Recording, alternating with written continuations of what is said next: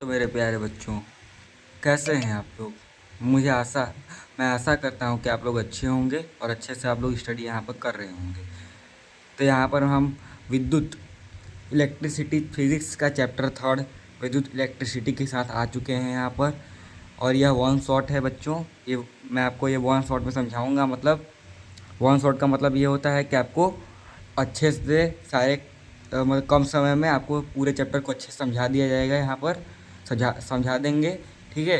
और आपको यहाँ पर रिवीजन रिवीजन भी हो जाएगा। यहाँ पर आप पढ़े होंगे तो, यदि नहीं पढ़े होंगे तो इस चैनल के माध्यम से आप पढ़ लेंगे, ठीक है बच्चों। यदि आपको यह वीडियो पसंद आता है बच्चों तो आप लाइक कमेंट एंड शेयर ज़रूर कीजिएगा, क्योंकि इस चैनल पे आपको सभी वीडियोस यहाँ पर मिल जाएंगी। यदि आप सब्सक्राइब करने के ये फ़ायदे होते हैं कि आपको यदि सब्सक्राइब करेंगे इस चैनल को तो आपको बहुत सारे फ़ायदे हो जाएंगे। इस चैनल पे आपको सभी यहाँ पर वीडियो 10th क्लास के मिल जाएंगी। Science, maths, English, Hindi, SST सभी सब्जेक्ट के यहाँ पर आपको मिल जाएंगे यहाँ पर वन शॉट। और आप एकदम अच्छे से आप इसे पढ़ लेंगे। आपको मैथ्स के क्वेश्चन भी इस चैनल पर दिखेंगे, मतलब लगाते हुए मैं आपको लगा के दिखाता हूँ। इस सब क्वेश्चन आपको मैं आपको मैथ्स भी पढ़ाता हूँ, साइंस भी पढ़ाता हूँ, और सब्जेक्ट में मैं आपको पढ़ाता हूँ, ठीक है बच्चों। चलिए अब चैप्टर थर्ड विद्युत इलेक्ट्रिसिटी को रात्रि के स्टाइल में समझने का प्रयास करते हैं। देखते हैं इस चैप्टर में हमें क्या क्या पढ़ना है, ठीक है। चलिए देखते हैं। यहाँ पर चैप्टर का नाम है विद्युत इलेक्ट्रिसिटी। पहली बात जान लेते हैं कि यहाँ पर विद्युत आवेश होता क्या है। विद्युत आवेश, ठीक है। विद्युत आवेश के बारे में पहले जान लेते हैं विद्युत आवेश क्या होता है। विद्युत आवेश किसी पदार्थ का वह गुण जिसके कारण उसमें विद्युत तथा चुंबकीय प्रभाव उत्पन्न होते हैं, विद्युत आवेश कहलाते हैं, ठीक है। किसी पदार्थ का क्या होता है, कोई मान लीजिए पदार्थ है, उसका वह गुण जिसके कारण उसमें क्या होता है, विद्युत तथा चुंबकीय प्रभाव उत्पन्न हो जाता है, उसे विद्युत आवेश कहते हैं। इसे क्यू से प्रदर्शित करते हैं, ठीक है। इसे क्यू से प्रदर्शित करते हैं। यह एक क्या होती है, अदिश राशि होती है। आपने क्लास 9th में पढ़ा होगा अदिश सदिश राशि, ठीक है। इसलिए मैं आपको उससे नहीं समझा रहा हूँ। आपको इसमें दिक्कत होगी तो आप पूछ लीजिएगा कि अदिश राशि होती क्या है, सदिश राशि होती क्या है, ठीक है। कमेंट में पूछ लीजिएगा। और इसका मात्रक कूलाम होता है, ठीक है। अब देख लेते हैं विद्युत धारा बराबर विद्युत आवेश बराबर होता क्या है। विद्युत आवेश बराबर होता है इलेक्ट्रॉनों की संख्या गुणे इलेक्ट्रॉन पर आवेश, ठीक है। ये होता है इलेक्ट्रॉनों की संख्या गुणे इलेक्ट्रॉन पर आवेश, या क्यू।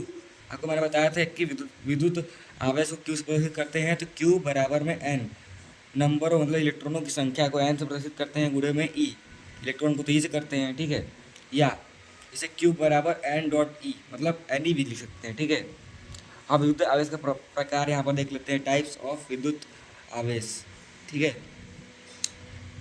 दो प्रकार के होते हैं, धनात्मक आवेश होते हैं और ऋणात्मक आवेश होते हैं, ठीक है। ये जान लेते हैं धनात्मक आवेश क्या होता है। जब कोई वस्तु इलेक्ट्रॉन का त्याग करती है तो उसे धनात्मक आवेश कहते हैं, ठीक है। जब कोई वस्तु इलेक्ट्रॉन को ग्रहण करती है, ठीक है। जब कोई वस्तु इलेक्ट्रॉन ग्रहण करती है तो उसे ऋणात्मक आवेश कहते हैं, ठीक है। जिसमें इलेक्ट्रॉन की कमी होती है वो धनात्मक आवेश होता है, जिसमें इलेक्ट्रॉन की अधिकता होती है वो ऋणात्मक आवेश होता है। ये आपको याद करने पड़ेंगे, ठीक है। और इसमें प्रोटॉन प्रोटॉन बराबर होता है 1.6 इंटू 10⁻19 कूलाम। और यहाँ पर होता है इलेक्ट्रॉन बराबर में 1.6 इंटू 10⁻19 कूलाम। दोनों का बराबर होता है, बस आप एक याद कर लेंगे तो आपको दोनों में लिख सकते हैं। आप पेपर में दिया आएगा कि आवेश कितने प्रकार के होते हैं, संक्षेप में बताइए। ऐसे पूछ दिया तो आप बता सकते हैं ऐसे भी। ये प्रोटॉन होता है, प्रोटॉन को पी से प्रदर्शित करते हैं और इलेक्ट्रॉन को इस प्रदर्शित करते हैं, ठीक है। ये तो आपको पता ही होगा।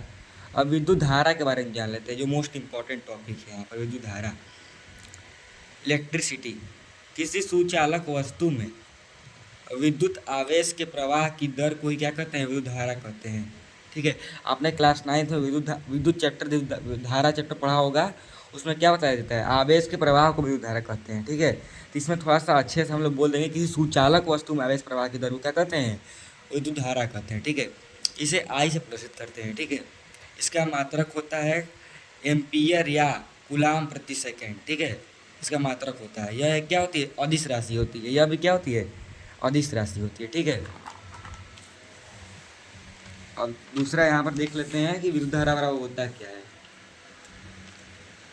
विद्युत धारा बराबर होता है आवेश बटा में समय, या विद्युत धारा को मैंने बताया था कि आई से प्रदर्शित करते हैं और आवेश को क्यू से प्रदर्शित करते हैं, समय को टी से प्रदर्शित करते हैं, ठीक है। ये तो आपको पता ही होगा। तो आई बराबर में क्यू बाई टी, ये सूत्र है, ठीक है। ये ये सूत्र आता है, ठीक है। इस सूत्र से क्वेश्चन आते हैं परीक्षा में, ठीक है। ये आप याद कर लीजिएगा। अब एक्स्ट्रा नोट्स यहाँ पर देख लेते हैं, मतलब क्या क्या इसमें, मतलब और ज़्यादा जानना है हमें। किसी चालक में विद्युत धारा की दिशा उसमें प्रवाहित होने वाले ईंधन आवेश की दिशा के क्या होती है, दिशा में होती है। अर्थात क्या होता है ये, अर्थात विद्युत धारा की दिशा मुक्त इलेक्ट्रॉनों की प्रवाह के विपरीत दिशा में होती है, ठीक है। अब आपको मैं समझा देता हूँ कि जो विद्युत धारा होती है वो इलेक्ट्रॉनों के प्रवाह के विपरीत दिशा की होती है। मतलब मान लीजिए यहाँ पर ये इलेक्ट्रॉन यहाँ से जा रहा है तो धारा क्या जाएगी, यहाँ से जाएगी, ठीक है। अब ये जान लेते हैं जो मोस्ट इम्पॉर्टेंट है, 1 मिली एम्पियर बराबर क्या होता है। 1 मिली एम्पियर बराबर होता है 10⁻³ एम्पियर। ये आपको याद करना पड़ेगा। 1 माइक्रो एम्पियर बराबर होता है 10⁻⁻6 एम्पियर। 1 किलो एम्पियर बराबर होता है 10⁻³ एम्पियर। और 1 मेगा एम्पियर बराबर होता है 10⁻6 एम्पियर। ये आपको याद करना पड़ेगा, जो मोस्ट इंपॉर्टेंट है, ठीक है। अब पदार्थों के प्रकार यहाँ पर देख लेते हैं। पदार्थ कितने प्रकार के होते हैं, टाइप्स ऑफ प्रकार के पदार्थ के, मतलब किसी वस्तु के सुचालक। ऐसे पदार्थ जिसमें आवेश का प्रवाह क्या होता है, आसानी से होता है, सुचालक कहलाता है। जिसमें आवेश मतलब जिसमें आवेश का प्रवाह, जैसे विद्युत धारा का प्रवाह उसमें आसानी से हो सकता है। जैसे लोहा, चांदी, तांबा, सभी धातुएं क्या होती हैं, सुचालक होती हैं, ठीक है। अब कुचालक के बारे में यहाँ पर देख लेते हैं। कुचालक में क्या क्या है यहाँ पर। ऐसे पदार्थ जिनमें आवेश का प्रवाह नहीं होता है कुचालक कहलाते हैं, ठीक है। जिनमें क्या आवेश का प्रवाह क्या होता है, नहीं होता है, वही कुचालक कहलाते हैं। इसका उदाहरण होता है यहाँ पर देखिए, सूखा लकड़ी, प्लास्टिक, रबड़, सूखा कपड़ा इत्यादि, ठीक है। इसका उदाहरण है। अब अर्धचालक जान लेते हैं, जो कि क्या है, इम्पोर्टेंट है, ठीक है। अर्धचालक ऐसे पदार्थ जिनमें आवेश का प्रवाह क्या होता है, नहीं होता है, ठीक है, नहीं होता है, परंतु ताप बढ़ाने पर आवेश का प्रवाह होने लगता है, अर्धचालक कहलाते हैं, ठीक है। ऐसे मान लीजिए कोई पदार्थ है जिसमें क्या हो रहा है, विद्युत का प्रवाह या आवेश का प्रवाह नहीं हो रहा है, और उसमें ताप, मतलब इसे ताप बढ़ानी है इसमें, मतलब ताप से इसे गर्म कर दिए तो इसमें क्या हो रहा है, विद्युत धारा का प्रवाह होने लग रहा है, तो क्या होता है, वो अर्धचालक होता है, ठीक है। इसका एग्जाम्पल देख लीजिए यहाँ पर, जर्मेनियम Ge और सिलिकॉन Si, इसका क्या एग्जाम्पल है, ठीक है। अब विद्युत विभव देख लेते हैं। विद्युत विभव क्या है, एकांक धन आवेश को अनंत से किसी बिंदु तक ले जाने में किया गया कार्य ही क्या कहलाता है, विद्युत विभव कहलाता है। इससे क्या करते हैं, V से प्रदर्शित करते हैं। इसका मात्रक वोल्ट होता है अथवा जूल प्रति कूलम होता है, ठीक है। किसी एकांक धन आवेश को, एकांक मान लीजिए तो धन आवेश है, ठीक है, ये मान लीजिए एकांक धन आवेश है। इसे अनंत से किसी एक बिंदु तक, ठीक है, अनंत से किसी एक बिंदु तक ले जाने में क्या हो रहा है, जो कार्य किया जा रहा है, अनंत से किसी एक बिंदु तक ले जाने में जो कार्य हो रहा है यहाँ पर, उसे क्या कहते हैं, विद्युत विभव कहते हैं। इसे V से प्रदर्शित करते हैं, और इसका मात्रक क्या होता है, वोल्ट या जूल प्रति क्या होता है, कूलम होता है, ठीक है। अब यहाँ पर देख लेते हैं दूसरा और टॉपिक है यहाँ पर ना, इसमें कुछ ज़्यादा टॉपिक यहाँ पर पढ़ना है, ठीक है। और विभव के बारे में देख लेते हैं। विभव में तो विभव बराबर होता है कार्य बटा में आवेश, मतलब में V बराबर में W बटा में Q, ठीक है। V यहाँ पर विभव है, W कार्य है और Q आवेश है। आपको मैंने बताया था यहाँ पर नोट जो इम्पोर्टेंट है। 1 मिली वोल्ट बराबर कितना होता है, 10⁻³ वोल्ट, ठीक है। और 1 किलो वोल्ट बराबर होता है 10⁻³ वोल्ट। 1 माइक्रो वोल्ट बराबर होता है 10⁻⁻6 वोल्ट। और 1 मेगा वोल्ट बराबर होता है 10⁻6 वोल्ट। ये आपको याद करना पड़ेगा, ठीक है। अब विद्युत विभवांतर के बारे में जान लेते हैं, ठीक है। किसी एकांक धन आवेश को किसी एक बिंदु से दूसरे बिंदु तक ले जाने में किया गया कार्य क्या कहलाता है, विद्युत विभवांतर कहलाता है। यह विभव की तरह ही होता है, इसे V से प्रदर्शित करते हैं। इसका मात्रक क्या होता है, वोल्ट या जूल प्रति कूलम होता है, ठीक है।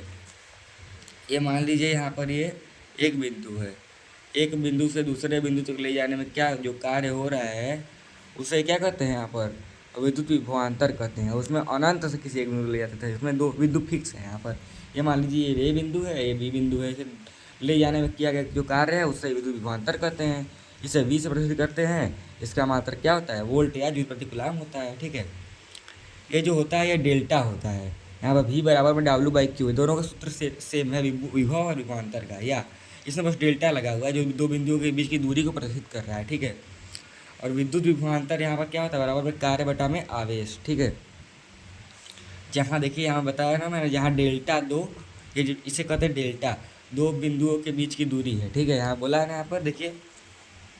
अब विद्युत परिपथ आरेख यहाँ पर देख लेते हैं, विद्युत परिपथ आरेख क्या है। विद्युत धारा के प्रवाह के बंद मार्ग को क्या कहते हैं? विद्युत परिपथ कहते हैं। ठीक है, अब इसमें अवयव क्या है? ये बल्ब है, बल्ब का सिंबल ये होता है। ठीक है, पेपर में आ गया बल्ब का सिंबल तो आप ये बताएंगे। ठीक है, सेल का सिंबल ये होता है, ये आपको याद करना पड़ेगा देख के। ठीक है, बैटरी का देखिए ये होता है, 3 यहाँ पर जुड़े हैं। ठीक है, तार का ये होता है, ये आपको याद करना पड़ेगा देख के। और तार संधि का क्या होता है? यहाँ पर ये होता है, जो जुड़ेगा तार यहाँ से क्रॉस करेगा, यहाँ से जाएगा, तो तार संधि का ये होता है। ठीक है, क्रॉस तार का क्या होता है? ये होता है, यहाँ से तार जाएगी। प्रतिरोधकता का ये होता है। और धारा नियतांक या परिवर्तित धारा का ये होता है, या ये होता है, दोनों होता है। ठीक है, कुंजी का क्या होता है? यहाँ पर कुंजी का होता है खुला, यहाँ से होगा, ये खुली कुंजी का होता है, ये बंद कुंजी का होता है। ये स्विच होता है, स्विच का खुला ये होता है, बंद का ये होता है। और मीटर का ये होता है, धारा का ये होता है। ठीक है, अब वोल्ट मीटर के यहाँ पर देख लेते हैं। वोल्ट मीटर का ये होता है, ये विभवांतर होता है। गैल्वेनोमीटर का होता है जी, यहाँ पर लगेगा प्लस और माइनस में, गैल्वेनोमीटर कहते हैं। ठीक है, अब ओम का नियम जान लेते हैं, जो क्या है? मोस्ट इम्पॉर्टेंट टॉपिक है। ठीक है, यदि किसी चालक तार की भौतिक अवस्था, जैसे जो भौतिक अवस्था होता है, जैसे मतलब लंबाई, क्षेत्रफल इत्यादि न बदली जाए, मतलब न कुछ भी उसमें न बदला जाए, परिवर्तन न किया जाए, तो उसके सिरों के बीच, जो उसका सिरा होता है, जो तारों के सिरों के बीच लगाए गए विभवांतर को वह उसमें प्रवाहित धारा, विभवांतर जो होता है उसे लगाया जाता है, उसमें प्रवाहित जो धारा होती है, धारा प्रवाहित या बहने वाली धारा के समानुपाती होता है। ठीक है, ये भी यहाँ पर क्या विभवांतर है, और ये समानुपाती का चिन्ह है, और ये क्या है? आई है, मतलब विद्युत धारा है।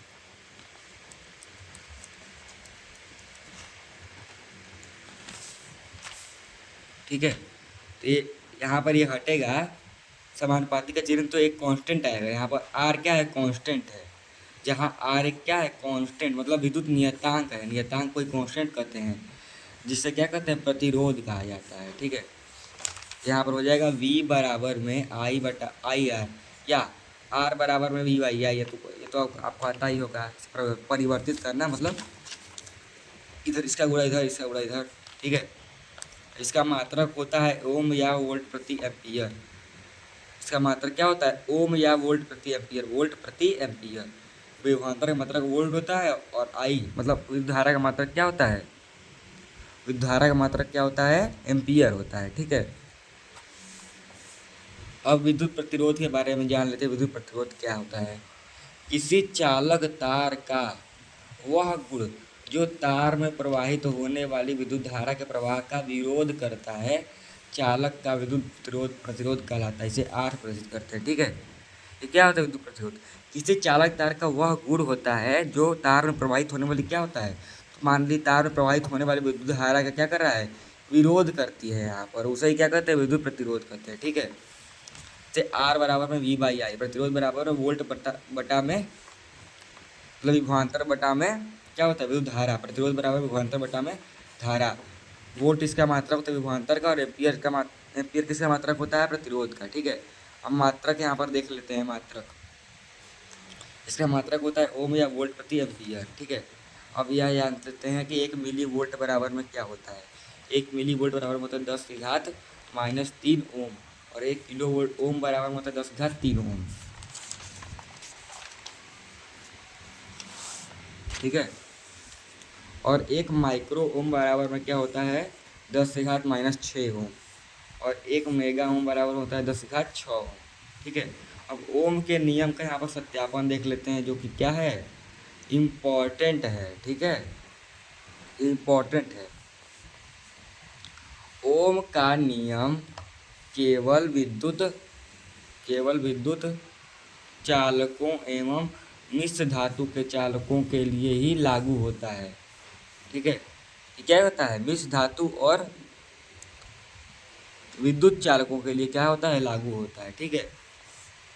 यदि परिपथ में लगाए गए विभवांतर V और विद्युत धारा I के मध्य एक ग्राफ खींचे तो एक सरल रेखा क्या होनी चाहिए, प्राप्त होनी चाहिए। अर्थात V विभवांतर और I विद्युत धारा का मान क्या होता है, प्रत्येक बार समान आता है, ठीक है। जैसे यहाँ पर देख लीजिए चित्र में, ये विभवांतर है और ये विद्युत धारा है, उसके बीच हम ग्राफ खींचे हैं तो सबका मान क्या हो रहा है, समान आ रहा है। देखिए यहाँ पर, ठीक है, समान ही आ रहा है ना। और ये क्या है, यहाँ पर परिपथ है, ठीक है। ये क्या है, धारा नियंत्रक है, ये एम्पियर, ये क्या है, एम्पियर है ना। ये वोल्ट मीटर है, ये सेल है, ये बल्ब है, मैंने आपको बताया था ना, ठीक है। आप समझ लीजिएगा, ये खुली कुंजी है, ठीक है। ऐसे परिपथ तैयार होता है, ठीक है। मैंने आपको बताया था कि विद्युत अवयव में बताया था, विद्युत धारा के अवयव में बताया था ना अभी थोड़ी देर पहले, उसी का है। प्रतिरोध को प्रभावित करने वाले कारक यहाँ पर देख लेते हैं। निश्चित ताप पर किसी चालक का प्रतिरोध निम्नलिखित कारकों पर क्या करता है, निर्भर करता है, ठीक है। पहला, फर्स्ट, लंबाई पर। किसी तार की लंबाई बढ़ाने पर प्रतिरोध का मान क्या होता है, बढ़ता है। तार की लंबाई बढ़ाने पर क्या होता है, प्रतिरोध का मान बढ़ता है। तो R समानुपाती क्या होता है, L होता है, ठीक है। अब अनुप्रस्थ काट का क्षेत्रफल यहाँ पर देख लेते हैं। क्षेत्रफल घटाने पर प्रतिरोध का मान क्या होता है, बढ़ता है। ये R अनुक्रमानुपाती, मतलब व्युत्क्रमानुपाती या अनुक्रमानुपाती क्या होता है, एरिया के, मतलब क्षेत्रफल। ये यहाँ पर क्या है, क्षेत्रफल है। तीसरा, ताप पर। ताप बढ़ाने पर भी प्रतिरोध का मान क्या होता है, बढ़ता है। ताप बढ़ाएंगे तो क्या होता है, प्रतिरोध का मान क्या करेगा, बढ़ेगा। तार के पदार्थ पर, अलग अलग चालक तार के लिए प्रतिरोध का मान क्या होता है, अलग अलग होता है, ठीक है, अलग अलग होता है। अब विशिष्ट प्रतिरोध यहाँ पर देख लेते हैं क्या होता है। वी नो दैट, मतलब हम जानते हैं R समानुपाती L होता है, ये समीकरण फर्स्ट है। और R समानुपाती 1/, एरिया मतलब क्षेत्रफल होता है, समीकरण 2 है। तो in equation first and second दोनों इक्वेशन, मतलब समीकरण से यहाँ पर हो जाएगा, यहाँ पर R बराबर में रो बटा में, ये इसे क्या कहते हैं, रो कहते हैं, इसे P नहीं रो कहेंगे, ठीक है। और ये L लंबाई होता है और ये बटा क्षेत्रफल होता है, क्षेत्रफल, ठीक है। तो P बराबर में क्या होता है, RH/O, where P is constant. कहाँ, यहाँ पर क्या है, P क्या है, रो कहाँ है, नियतांक है, जिसे क्या कहते हैं, विशिष्ट प्रतिरोध कहा जाता है, ठीक है। इफ L बराबर, मान लेंगे कि यदि 1 = 1 मीटर, L बराबर 1 मीटर और A बराबर क्षेत्रफल बराबर में 1 मीटर स्क्वायर, देन तब R बराबर में क्या होगा, P होगा। तो यहाँ से परिभाषा बन जाएगी, यदि किसी चालक तार की लंबाई 1 मीटर तथा उसके अनुप्रस्थ काट के क्षेत्रफल 1 मीटर स्क्वायर के क्षेत्रफल को 1 मीटर स्क्वायर कर दी जाए तो प्रतिरोध विशिष्ट प्रतिरोध क्या कहते हैं, कहलाते हैं। इससे क्या कहते हैं, रो से प्रदर्शित करते हैं। इसका मात्रक क्या होता है, ओम मीटर होता है, ठीक है। यदि L मतलब लंबाई और अनुप्रस्थ काट के क्षेत्रफल को 1 मीटर मान लिया जाए, जो प्रवाहित मतलब जो, तो प्रतिरोध क्या कहलाता है, विशिष्ट प्रतिरोध कहलाता है, ठीक है। अब यहाँ प्रतिरोधों का संयोजन देख लेते हैं, कौन कौन सा संयोजन है यहाँ पर। फर्स्ट है श्रेणी क्रम में संयोजन और दूसरा है समांतर क्रम में संयोजन। चलिए इसे जान लेते हैं। यहाँ पर श्रेणी क्रम संयोजन, समांतर क्रम संयोजन होता है, ठीक है।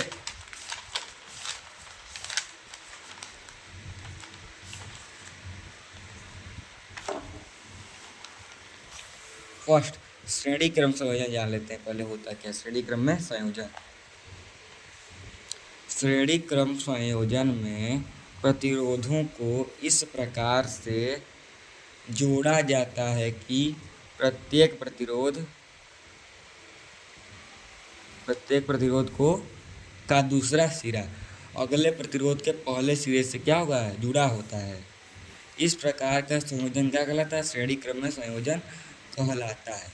इस संयोजन में विद्युत धारा एक समान प्रवाहित होती है। जैसे देखिए यहाँ पर ये प्रत्येक प्रतिरोध का दूसरा सिरा पहले प्रतिरोध के पहले सिरे से जुड़ा हुआ है ना, यहाँ पर देख लीजिए वही बात इसमें बताया है। जो प्रत्येक प्रतिरोध का पहला सिरा दूसरा सिरा अंतिम सिरा पहले प्रतिरोध दूसरे प्रतिरोध के पहले सिरे से जुड़ा होता है, वही संयोजन क्या कहलाता है, श्रेणी क्रम संयोजन होता है कहलाता है। इसमें क्या होती है, इसमें विद्युत धारा का प्रवाह क्या होता है, इधर से विद्युत धारा प्रवाहित हो रही है और इधर से विद्युत धारा प्रवाहित हो रही है। मान लीजिए यहाँ 5 एम्पियर हो रहा है प्रवाहित, तो यहाँ पर भी 5 एम्पियर होगा, ठीक है। इसे ही कहते हैं श्रेणी क्रम में संयोजन, ठीक है। अब समतुल्य प्रतिरोध इसका क्या होता है, ये सूत्र होता है, यहाँ पर देख लीजिए R बराबर में R1 plus R2 plus R3। इससे सवाल बोर्ड परीक्षा में पूछे जाते हैं, ये आपको याद करना पड़ेगा। ये सूत्र मोस्ट इंपॉर्टेंट सूत्र है यहाँ पर, ठीक है। इससे सवाल पूछे जाते हैं पेपर में, बोर्ड के परीक्षा में पूछे जाते हैं, ठीक है, आपको याद करना पड़ेगा। अब चलते हैं समांतर क्रम में संयोजन की तरफ। समांतर क्रम संयोजन देखते हैं, यहाँ पर समांतर क्रम संयोजन क्या होता है। समांतर क्रम में संयोजन,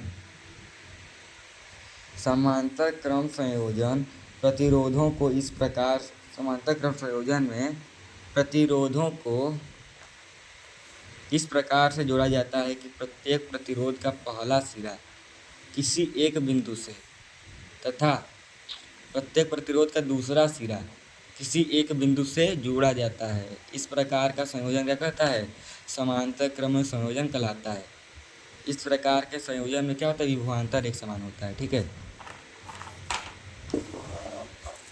यहाँ पर देख लीजिए, ये प्रत्येक प्रतिरोध का क्या होता है, पहला सिरा एक बिंदु से यहाँ पर जुड़ा हुआ है और दूसरे प्रतिरोध का पहला सिरा एक बिंदु से जुड़ा हुआ है, ठीक है। इसी प्रकार संयोजन क्या कहते हैं, विद्युत धारा, मतलब समांतर क्रम में संयोजन कहते हैं, ठीक है।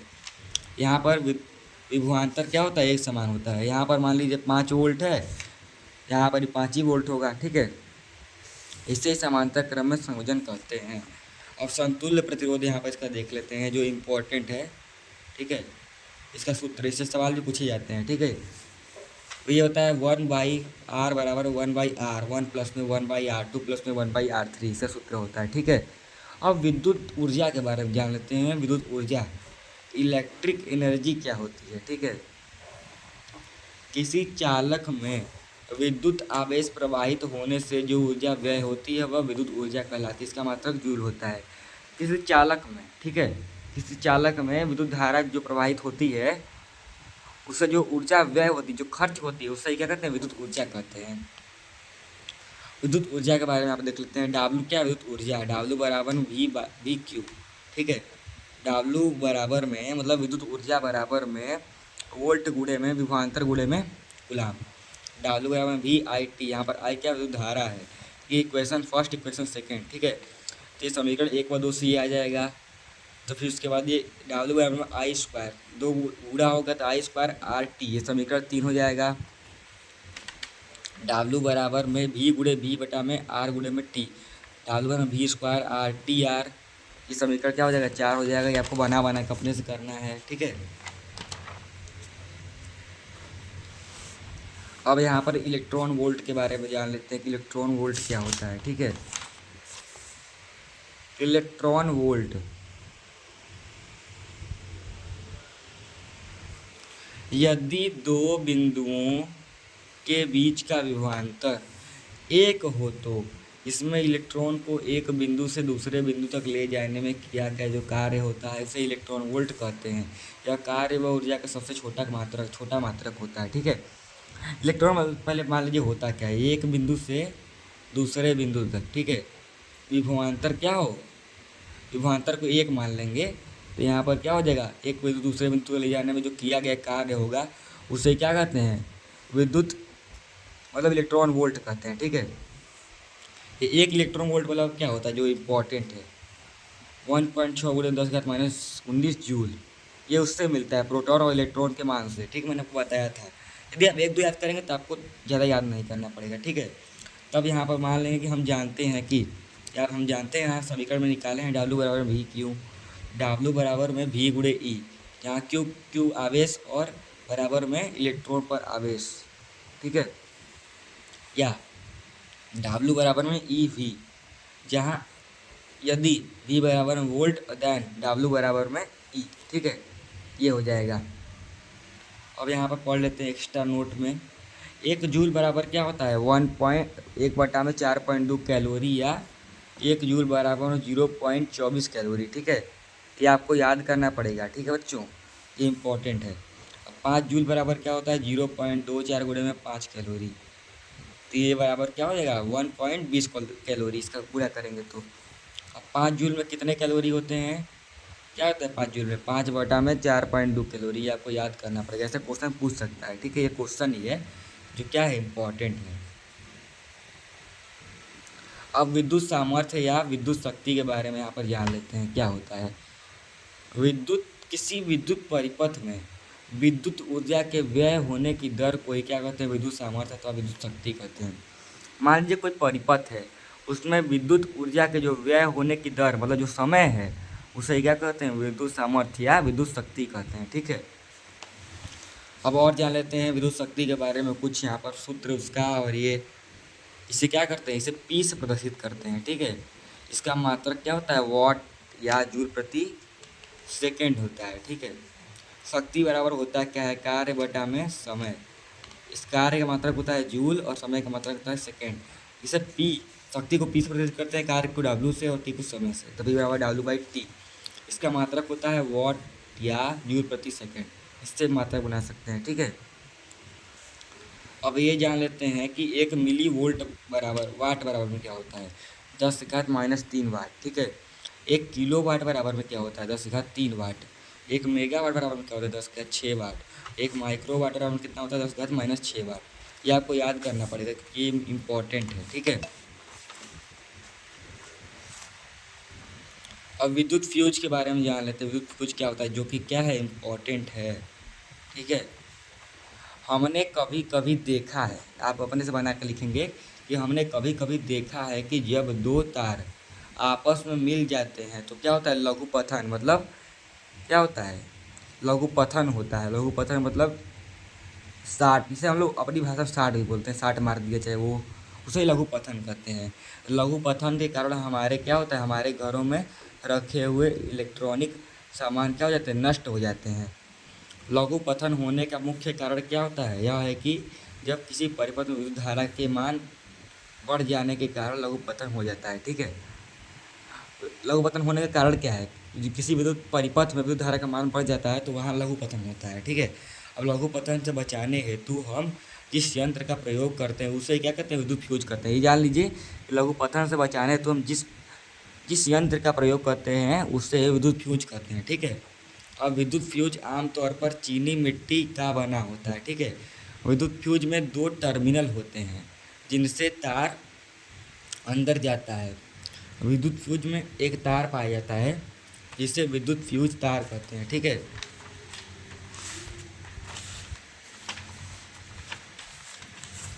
तार कहते हैं। इस तार का गलनांक सबसे कम होता है जिसके कारण यह लघुपथन होने पर जल जाता है तथा घरों में रखे हुए इलेक्ट्रॉनिक सामानों को क्या होता है बचा देता है, ठीक है, बचा देता है। जिसके कारण घरों में आग लगने की संभावना बहुत कम होती है, इसीलिए विद्युत फ्यूज का प्रयोग किया जाता है, ठीक है। और आप देख लीजिए ये चैप्टर समाप्त होता है। इस चैप्टर के क्वेश्चन देखिए ऐसे ऐसे क्वेश्चन इसमें आते हैं इस चैप्टर में, ठीक है। ये इनके मोस्ट इम्पॉर्टेंट क्वेश्चन है जो पेपर में पूछे जा सकते हैं, ये NCERT क्वेश्चन है, ठीक है। आप इन क्वेश्चनों की तैयारी कर लीजिएगा, ठीक है। ये देखिए ये सब क्वेश्चन का हल भी यहाँ पर मैंने किया है। यदि आपको इसका हल चाहिए तो आप कमेंट कीजिएगा, मैं इसका हल आपको कराऊंगा, ठीक है। ये क्वेश्चन है, ये देखिए सभी का क्वेश्चन का आंसर यहाँ पर दिया हुआ है। सारे क्वेश्चन का आंसर यहाँ पर देखिए ये जो क्वेश्चन है जो इम्पोर्टेंट है, ठीक है। ये क्वेश्चन ये सभी यहाँ पर क्वेश्चन है जो इम्पोर्टेंट क्वेश्चन है, ये परीक्षा में पूछे जा सकते हैं, ठीक है बच्चों।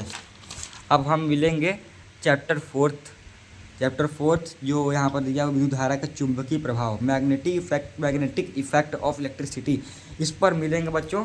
तब तक के लिए बाय। आप अच्छे से आप लोग स्टडी कीजिएगा। यह वीडियो पसंद आएगा तो लाइक कमेंट शेयर जरूर कीजिएगा बच्चों। तब तक के लिए बाय, ठीक है। अब आप लोग अच्छे से आप लोग स्टडी कीजिएगा क्योंकि बोर्ड की परीक्षा बस कुछ 7-8 महीने बचे हुए हैं बोर्ड की परीक्षा के लिए, ठीक है। आप अच्छे से तैयारी कीजिएगा क्योंकि ये बोर्ड परीक्षा के लिए इंपॉर्टेंट है। तो के लिए बाय बच्चों।